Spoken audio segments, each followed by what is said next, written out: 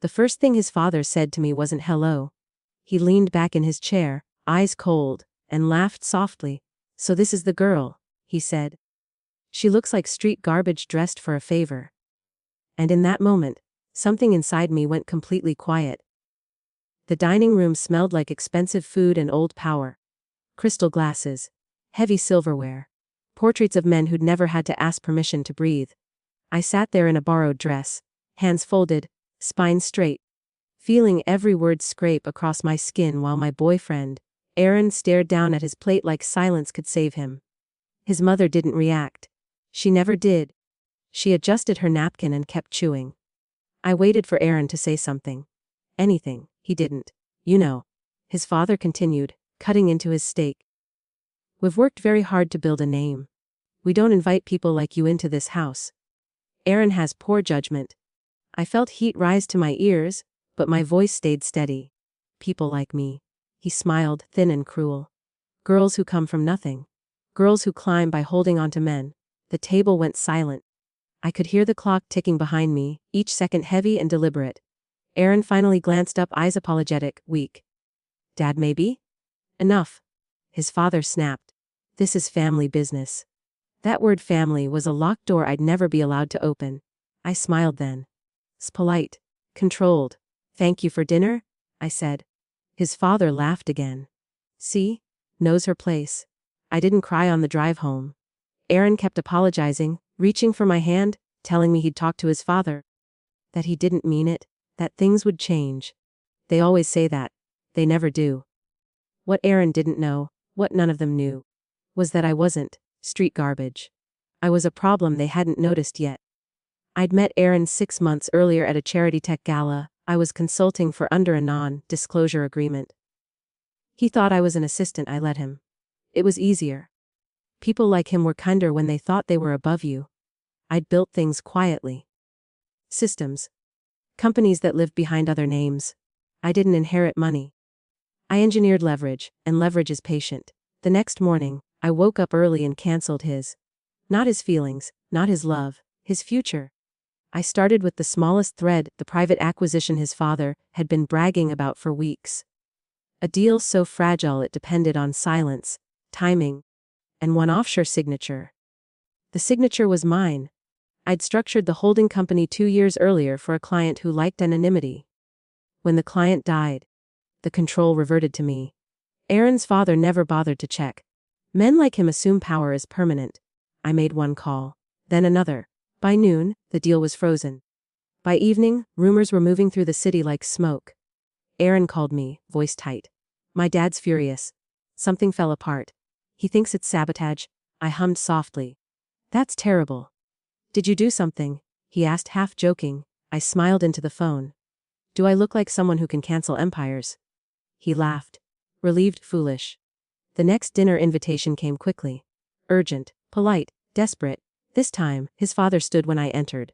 "My apologies for last time," he said, voice measured. I spoke out of line. I watched his eyes, not his words. They flickered. Fear lived there now. "It's all right," I said. "We all speak honestly sometimes." Dinner was quieter. His mother finally looked at me. Aaron squeezed my hand, proud, hopeful. Then his father cleared his throat. "I hear you work in consulting?" "Something like that." He nodded. "Perhaps we underestimated you." I took a sip of wine. Perhaps. The next cancellation came 2 days later. A government contract Aaron's father had secured through a friend quietly vanished. Audits followed. Banks stopped returning calls. Doors that had always opened suddenly stayed shut. He aged a year in a week. Aaron began to panic. "My dad thinks someone is targeting him."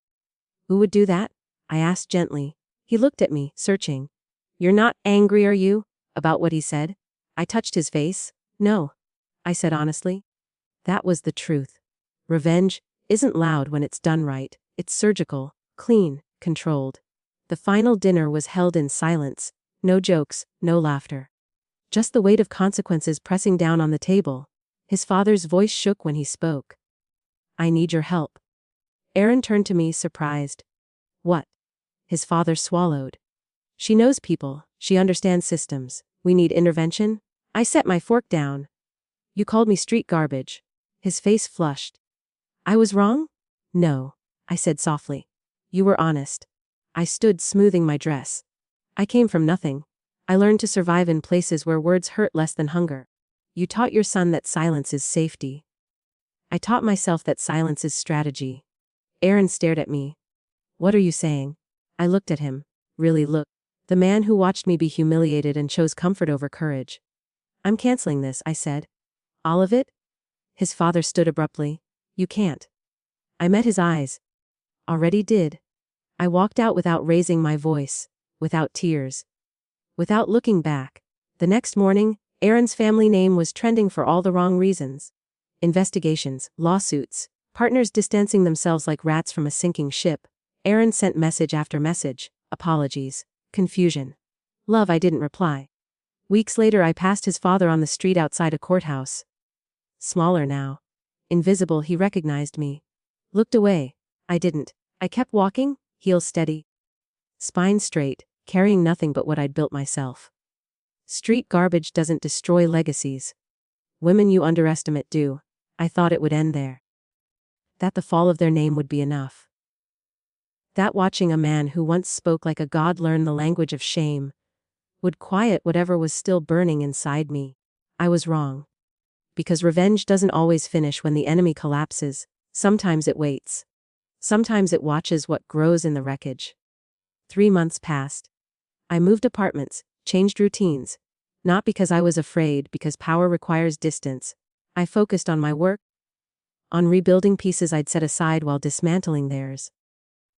At night, the city lights reflected against my windows like fractured stars, and for the first time in years, I slept without flinching. Then Aaron showed up. He stood outside my building in the rain, hair soaked, jacket too thin, eyes hollowed by regret. The security guard called me before letting him up. I just want to talk, Aaron said when I answered the phone. His voice sounded smaller than I remembered. I paused. Silence is a weapon, but so is closure. 5 minutes, I said. He looked older when I opened the door, not broken, worse, uncertain. Like a man who had lost the script he'd been given his whole life. I loved you, he said immediately, like urgency could fix history. You loved comfort, I replied. Stepping aside so he could come in. Sit. He sat on the edge of the couch, hands clenched. My father is ruined. Everything is gone. He says it was you. I poured myself a glass of water, did offer him one. He called me street garbage, I said calmly. You watched. I was scared? I know. That answer startled him. I grew up being scared. I continued. Scared of eviction notices. Scared of men who thought fear was permission. Scared of speaking because speaking had consequences. But I still spoke. You didn't. He looked down. I didn't think you'd leave. I didn't leave, I said. I ended. He swallowed. Is there any way to fix this? I finally met his eyes. Why? He hesitated. Because without you I don't know who I am. There it was. Not love, absence. I walked to the window. Rain streaking down the glass. You were never looking for a partner, Aaron. You were looking for a shield. He stood. That's not fair. I turned slowly. Neither was dinner. Silence filled the room, thick and final. I need you to go, I said. He lingered, then nodded, defeated. I hope you're happy. I watched him walk out before answering. I'm awake, I said quietly. After that, things should have settled. They didn't. Power attracts attention. And destruction leaves fingerprints. People began reaching out, journalists, rivals, men who smiled too wide and asked too many questions. I ignored most of them. But one message slipped through. Unknown number, he didn't deserve what you did. I stared at the screen. Unknown number. But you're not done yet. My fingers hovered. Then I typed back. Maeve, who is this? 3 dots appeared almost instantly. Unknown number. Someone who knows what his father did before he ever met you. A file arrived seconds later. I opened it. My breath caught. Documents. Settlements buried under shell companies. Women paid to disappear. Construction, accidents. A teenage girl from 15 years ago. The same age I'd been when I learned not to cry in public. My hands shook, not with fear, but with recognition. He hadn't just been cruel, he'd been dangerous. I sank into my chair as the weight of it settled. The dinner, the insult. The way he'd looked at me, not as a person, but as something disposable. Men like him don't hate weakness, they hate mirrors, I typed slowly. Meef, why send this to me? Unknown number. Because people like him survive unless someone makes it impossible. I closed my eyes. Revenge had been personal, controlled, precise. This was something else. I spent the night verifying everything. By morning, there were no doubts. His past wasn't rumor, it was rot, carefully preserved by money and silence. By noon, I had a decision. I didn't leak the files. I curated them. I sent them to the right hands. The ones that couldn't be bought anymore. Prosecutors who'd lost elections because of men like him. Journalists who'd been blacklisted. Families who'd been waiting years for someone to listen. I didn't attach my name. I attached truth. The arrest came 2 weeks later. This time, cameras were everywhere.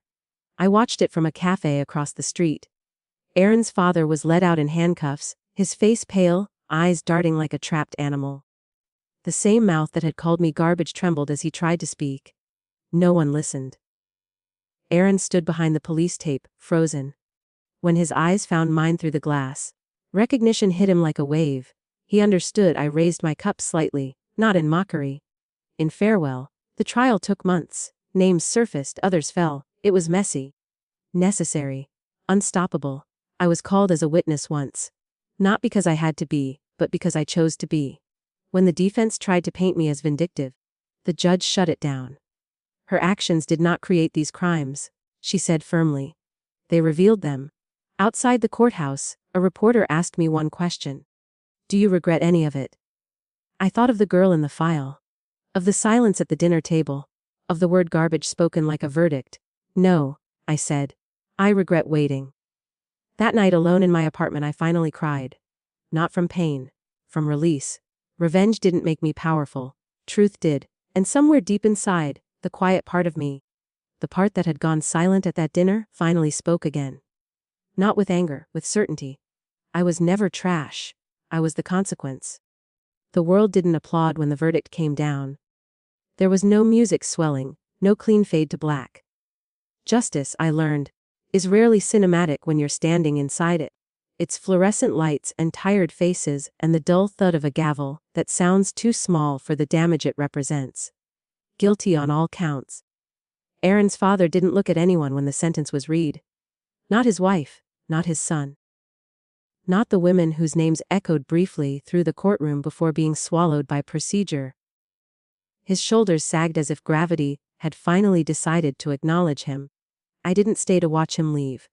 I walked out into the cold air, the city breathing around me like it always had. Cars passed. People laughed. Somewhere. Someone was late for dinner. Life didn't pause just because a monster had been named. That was the strangest part. For weeks after, I felt untethered. Not empty, exposed. Like I'd been holding my breath for years and had forgotten how to inhale without pain. My phone stayed quiet. No more threats, no more questions. The storm had burned itself out. But silence, when you've lived inside it too long, can feel dangerous. I started going places I'd avoided. Old neighborhoods. Side streets where I'd learned to walk fast and keep my eyes down.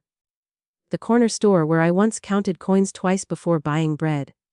I stood there one afternoon, watching a teenage girl argue with the cashier about the price of milk, her voice sharp, unafraid. I envied her. One evening, an envelope appeared under my door. No return address. Thick paper, heavy. Inside was a single handwritten note. You didn't just end him. You changed the rules, M's. I didn't know who M was, and I didn't try to find out. Some alliances are safer when they remain shadows. The next call came a month later. A woman's voice. Calm. Professional. My name is Alina Reyes. I run a private legal advocacy firm. We help people who fall through the cracks. I don't do interviews, I said. I'm not offering one, she replied. I'm offering a table. We met in a quiet office with no name on the door. No branding, no pretense, just glass walls and clean lines. She didn't flatter me. Didn't praise me, she laid out facts. There are men like him everywhere, she said. Protected by money, by silence, by families who teach their sons to look away. We expose them when we can. But exposure isn't always enough. I studied her face. What do you want from me? She didn't hesitate. Strategy. I laughed once. Short. Humorless. You want to weaponize me? I want to empower you, she corrected. There's a difference? I thought of Aaron. Of the way he'd needed permission to be decent. Of the way power had rotted into entitlement in his father's hands. Control matters, I said slowly. Without it, this becomes chaos? Alina nodded. That's why we came to you. I didn't answer that day. Or the next. But the idea stayed. I remembered something his father had said at that first dinner. We've worked very hard to build a name. He was right, names are built. So are reputations, so are consequences.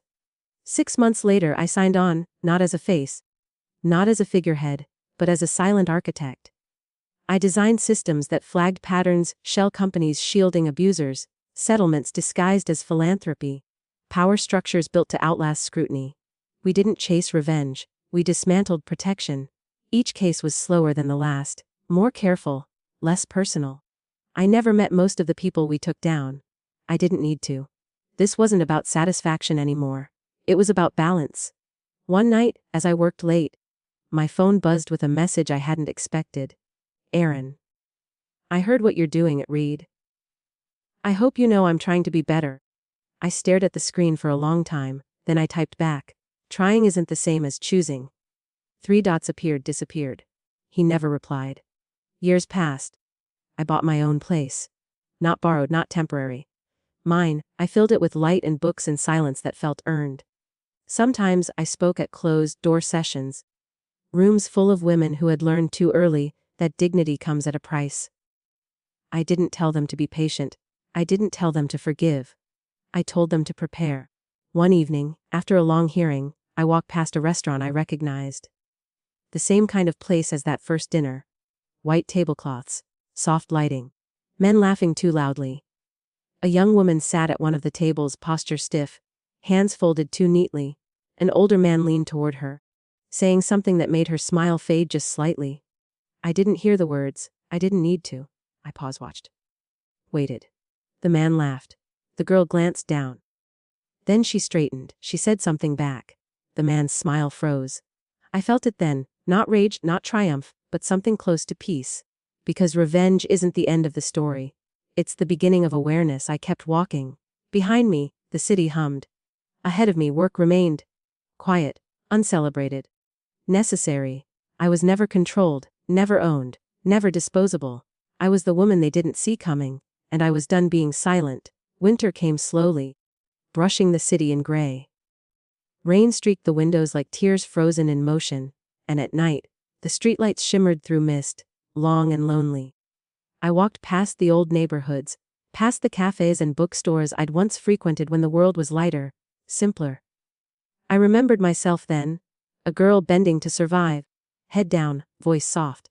The ghost of that girl whispered at my shoulder sometimes, not in anger, not in regret, but in recognition. I paused one night at the corner of a quiet street, watching a small group of teenagers laughing, kicking a ball through puddles. Their faces were bright with hope. It was fragile, like glass, but it existed. And for a moment, I felt the truth of what I had done, not just to Aaron's father, not just to the systems I had dismantled, but to myself. I had survived, I had endured, and now, I was free. The freedom wasn't loud. It wasn't a celebration or applause, it was subtle, quiet. But in its quiet, it was stronger than any revenge I had ever executed.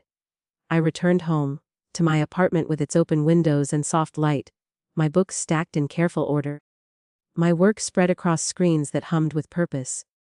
I poured a glass of wine and sank into the couch, the city outside alive and indifferent. That's when the message came. Unknown number, do you see it now? I smiled faintly. The sender was someone I trusted implicitly, someone who understood that power without conscience is chaos. I opened the attachment, a series of photos, documents, and news clippings showing the ripple effect of my work over the past years. Men who had believed themselves untouchable were crumbling quietly, their empires shaking at the base. Women were finding their voices. Children were reclaiming what had been stolen. It was beautiful, brutal. Necessary. I didn't respond. I didn't need to. I simply put my glass down and stared out the window. Months later, Aaron appeared again. This time there was no pleading in his eyes. No hope of reconciliation. Just recognition. He didn't speak. He didn't touch me. He only watched, and I understood, finally, what he had learned too late. I nodded once. Small, quiet, and then I turned away. He disappeared down the street. And that was the last time he mattered. Because the life I was building now belonged to no one but me. I traveled after that. Cities, countries, continents. I watched the world move in ways I hadn't noticed, when I had been trapped inside someone else's expectations. I learned to see danger, not as a threat, but as a map. I learned that silence could roar louder than any scream. I learned that control wasn't about dominance. It was about clarity, foresight, patience. And then one evening, I returned to the city where it had all begun. The streets were quieter now, winter fading into the soft pulse of early spring. I walked past the restaurants and boutiques I had once avoided. The cafes where the wealthy laughed too loudly. The corners where I had learned to hide. I paused at the same restaurant where the first insult had been spoken. A father scolded a son inside. A young woman argued softly with a man who leaned too close. I stayed on the sidewalk, invisible, unnoticed, and I smiled. Not because of triumph. Not because of revenge. But because life had returned to balance. I walked on. Weeks later, I stood at the edge of a cliff overlooking the ocean. Waves crashing against jagged rocks below. The wind slicing through my coat, like it was cutting away the past. I closed my eyes and let the wind pull at me, let it wash over me. The world stretched endlessly in every direction, vast, infinite, full of possibility. I realized then that revenge is not the end of power. It is the beginning of freedom. True power is not in making someone fall. It is in rising after you have been broken. Stronger than anyone expected, unbound by fear or expectation. The girl who had been called street garbage was gone. She had been replaced by someone who could endure, who could act, who could shape reality with patience and precision. And she would never be small again. I turned from the cliff, letting the salt air fill my lungs. The city, the past, the men who had tried to define me, all of it could exist without me, and I without it. For the first time in my life, I felt a profound, unshakable peace. Not the peace of forgetting. Not the peace of forgiveness. The peace of knowing. I had been underestimated, belittled, dismissed. I had been silenced. And now, I was limitless. The wind tugged at my hair, the ocean roared below, and I smiled wide and fearless. Because I had survived, I had fought, I had conquered, not them, but the part of myself that feared being powerless. And I walked forward, into the vast, endless horizon, the sunlight breaking over the water like a promise.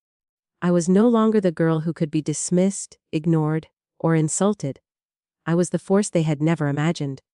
And I would never be seen as small again. The world was mine to move through, carefully, deliberately, beautifully. And for the first time, I truly felt it free, untouchable, unstoppable. Because some battles are not won with screams. They are won with quiet, unrelenting fire. And mine had only just begun.